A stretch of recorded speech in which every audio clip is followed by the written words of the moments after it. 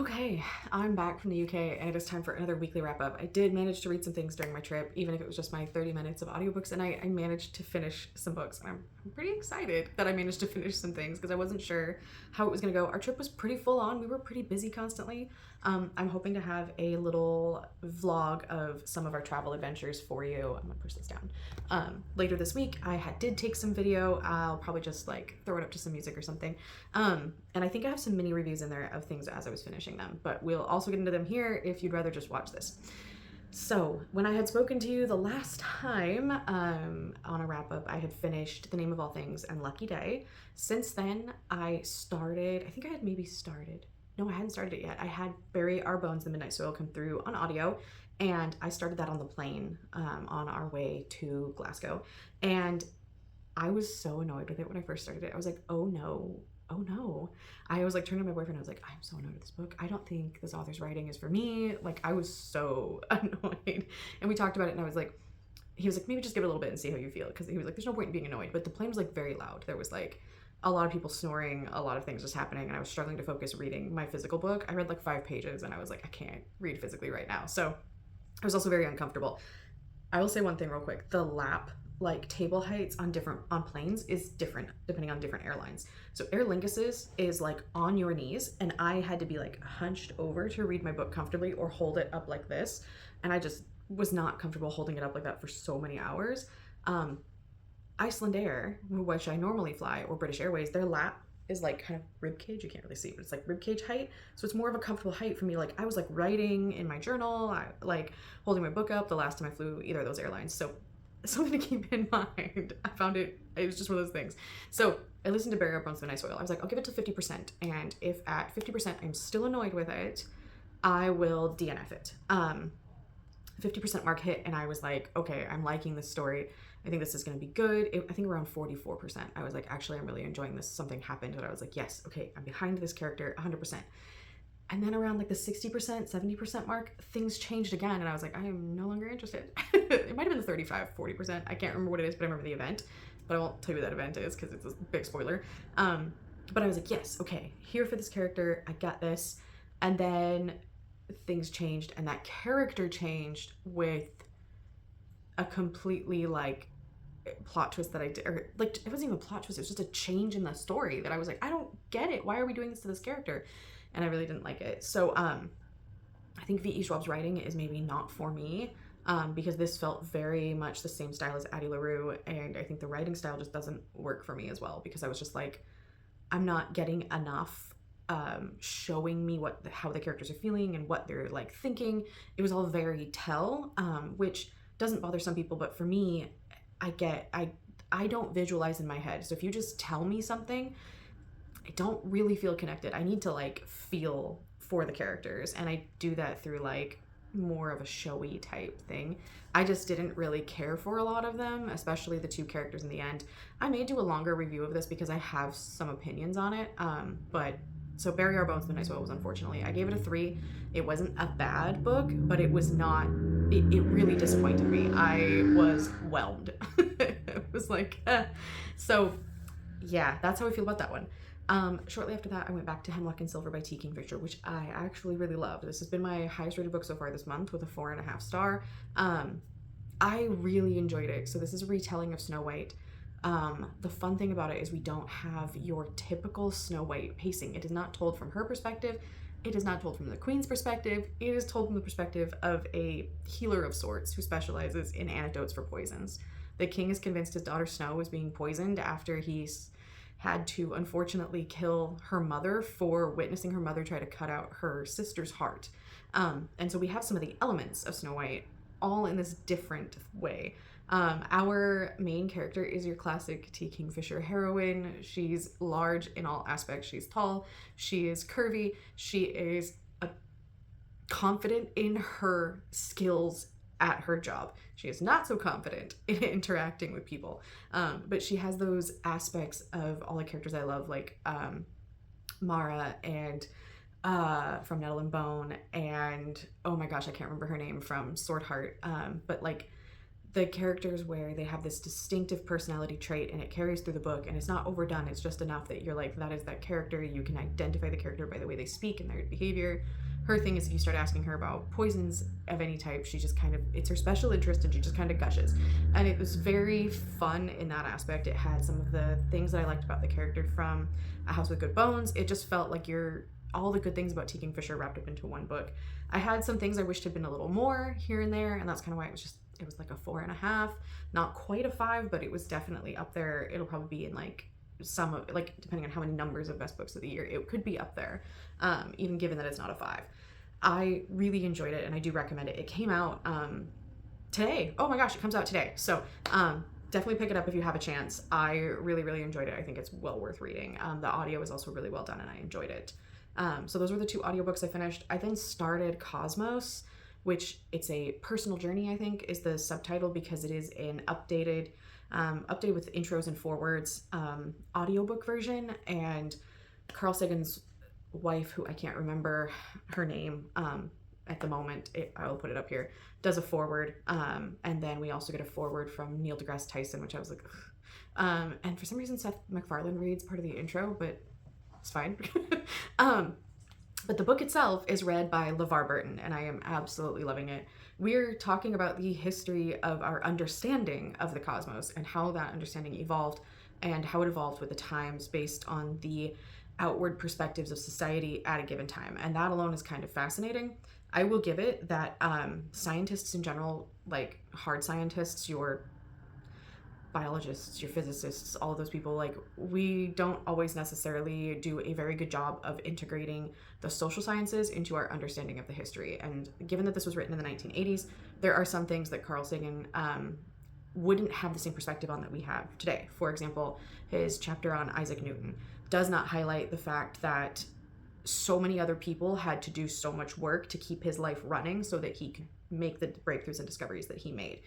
It does do a good job of linking back to other thinkers who previously made similar conclusions that didn't get as much like recognition because they'd either been lost to time or the society at the time did not appreciate their understanding given their background.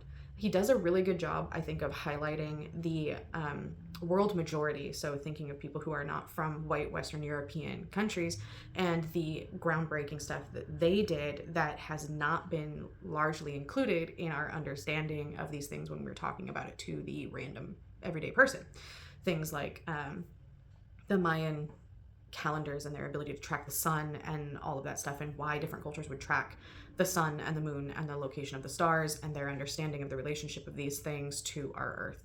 It is really fascinating in the way that it's written, and I think having LeVar Burton read it to me is like bringing me so much nostalgia and joy over listening to it that I got definitely emotional. And also just the whole thought of, like, in the 80s, how I wasn't alive when this book was written. I think it was like a year or two before I was born, but the perspective of how amazing it was we were to have these scientific discoveries and the things that he thought we would be all watching as a society.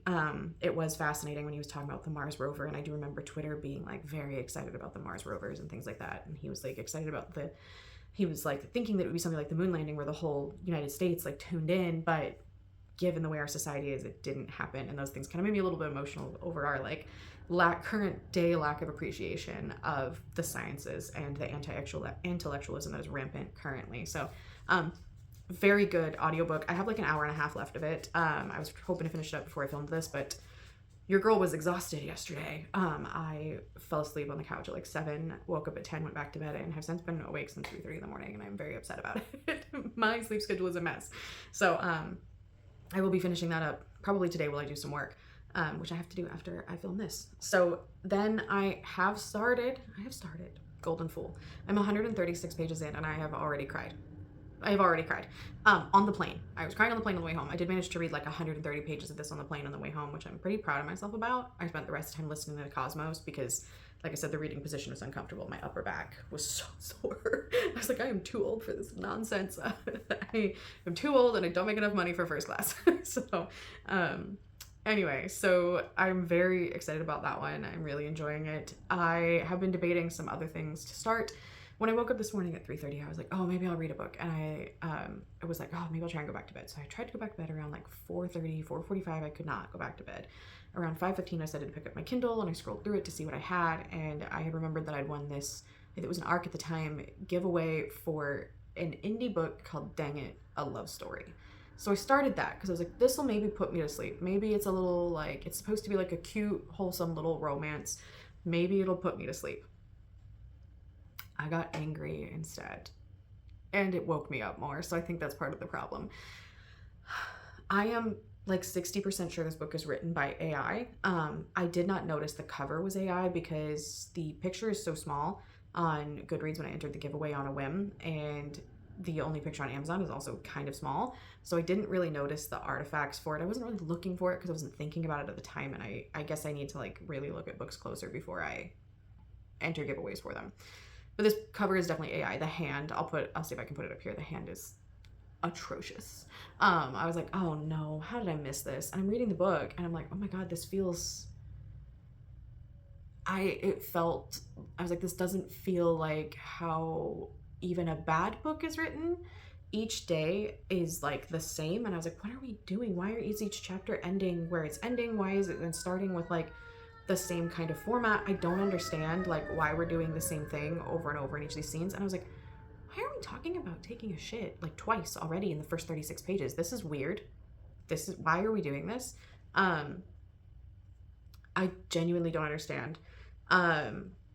So essentially the reason I picked this to enter this giveaway was it sounded like a fanfic of Michael, maybe.